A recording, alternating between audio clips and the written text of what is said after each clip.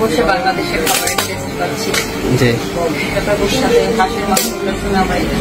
বাংলাদেশের জনপ্রিয় নারী উদ্যোক্তা রুবাইদ ফাতেমা তনি সম্প্রতি সোশ্যাল মিডিয়াতে ভাইরাল হয়েছে তার বিয়ের খবর, যার পরে সোশ্যাল মিডিয়া জুড়ে শুরু হয়েছে সমালোচনার ঝড়।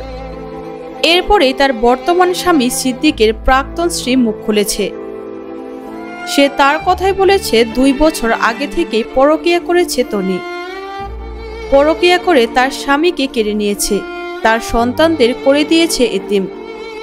রুবাইদ ফাতেমা তনি অনেকদিন ধরে আলোচনায় ছিল। তনির প্রথম স্বামী মারা গিয়েছে মাত্র কিছুদিন হলো। সে তার প্রথম স্বামীর সামনে একটা টিভি চ্যানেলে বলেছিল সে আর কখনো বিয়ে করবে না, তার স্বামীর স্মৃতি আঁকড়ে ধরে সে বেঁচে থাকবে।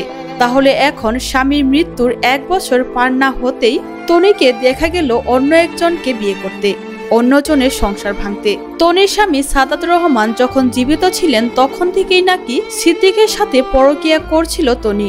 এইরকমটাই অভিযোগ তুলেছে সিদ্দিকের প্রথম স্ত্রী। লাইভে আসে সিদ্দিকের প্রথম স্ত্রী।